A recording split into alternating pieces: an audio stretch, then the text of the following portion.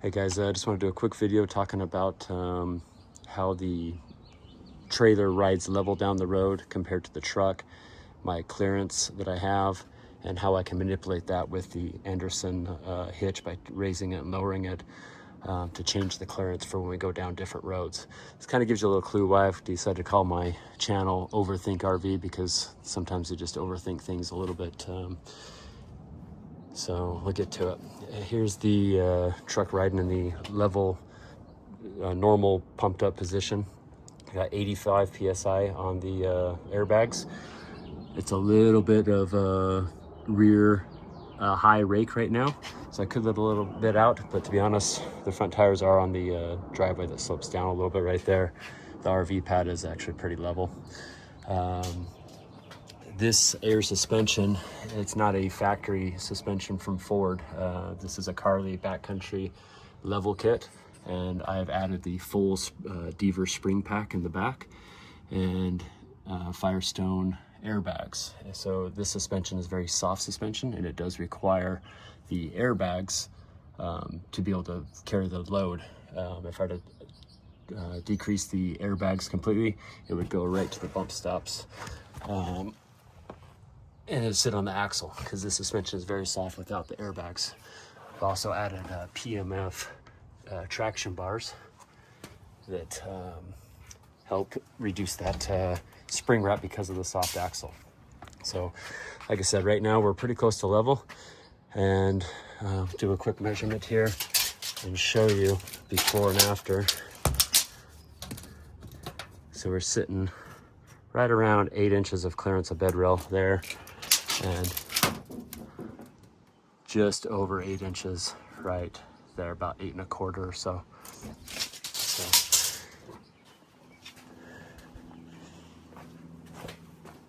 Here's this belt line here that runs the length of the trailer, kind of runs parallel to the ground. Good place to measure levelness, at least what it looks like. You can see we're pretty close to level there. I'll run inside and show you the counter, put the level on the counter, because that's also a good place to measure what level is. Here's in the kitchen counter. You can see perfectly level.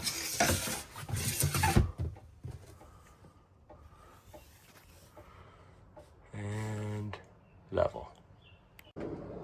So right now is what I've done is I've got the Andersen on the lowest level, and I actually lowered the pin box one, so I could run on the lowest level. That allows me, when I get to the campsite or the off-road portion, to raise this to the highest level to give me the most amount of clearance here.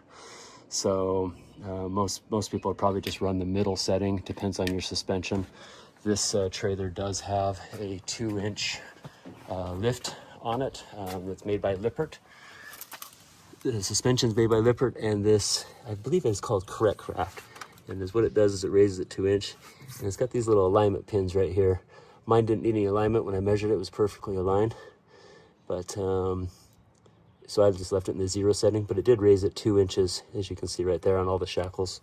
So I also upgraded these shackle straps right here to the big 1/2 inch, because they're a little bit worn even after a couple years. So this trailer is about 5 years old now. So what I'm going to do now is I'm going to let some air out of the suspension and just let you see how this clearance will change. It will actually get bigger. So in the event that I get to somewhere and I'm really close to touching, I could actually let a little bit of air out of my suspension. You wouldn't want to do that going fast, but while we're going, 2 miles an hour over rocky road, rocky terrain, we could do that. So stand by. I have to switch screens to control my air suspension because my other one's up in the cab of the truck.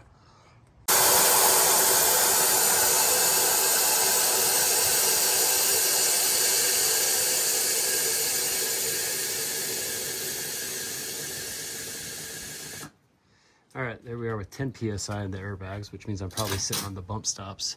As you can see, we went to about 8 3/4 of an inch. So we gained about 3/4 of an inch just by letting the air out. Now, I'm not saying to do that going down the road, but maybe at 2 miles an hour, if you're really close to hitting the Bedrail while we're getting into our boondock spot and I need to let a little air out, no problem at all. There's the bump stops. You can see it sitting on the axle. Now most of you probably think that's not a good thing to do, but it is designed to do that. Those are active bump stops. Ford actually designed them to hit once in a while going down the road, which I don't love the idea of that, but that is what they are designed for. So if my airbags ever fell out of the campsite, coming home with the trailer, I'd be riding like this on the bump stop. And as you can see, truck's squatting now. It is squatting a little bit more because I don't have my tires up to PSI. I'm only running 30 PSI right now. I'm obviously not towing like that, but I'm just doing this for demonstration purposes, so I didn't feel like pumping my tires up. All right, now I'm going to show you what happens if we raise the ball all the way up to the highest setting on the Andersen. So it's kind of a pain in the butt. You do have to chock the tires, run the landing gear down, lift it up, pull a pin. Let's see if I can do this one-handed.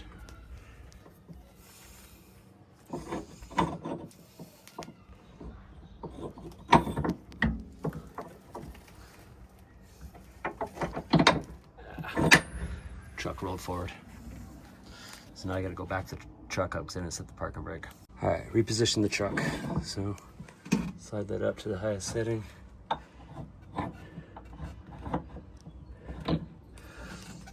Be much easier to do with both hands. All right, there we go.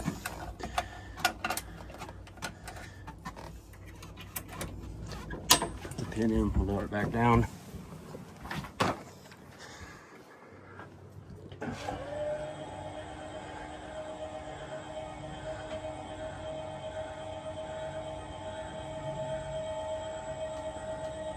I'll be back in just a second because I need to use my phone to put some air back into the suspension. All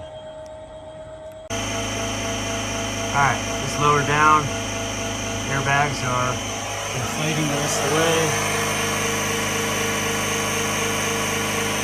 About ready to kick off.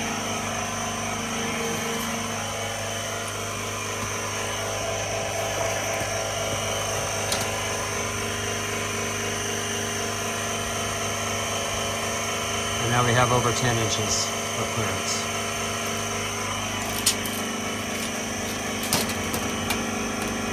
It's about 10 1/4 right there.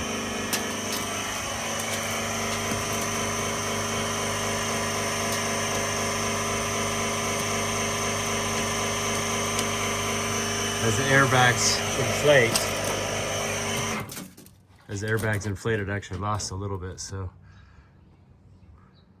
get that focus.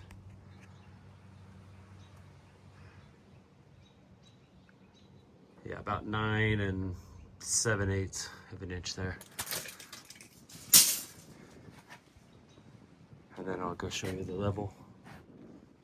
All right, here's the level on the belt line.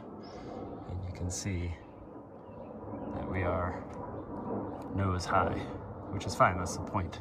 Just temporarily, when we get in the campsite, but I didn't really take measurements in the back, but as much as the front went up, the back went down. So if you go to certain campsites and you're dragging the back, you kind of need to do the opposite. All right, and if we need a maximum distance, we'd go nose high and let the air out of the bags, which I'll do here to demonstrate.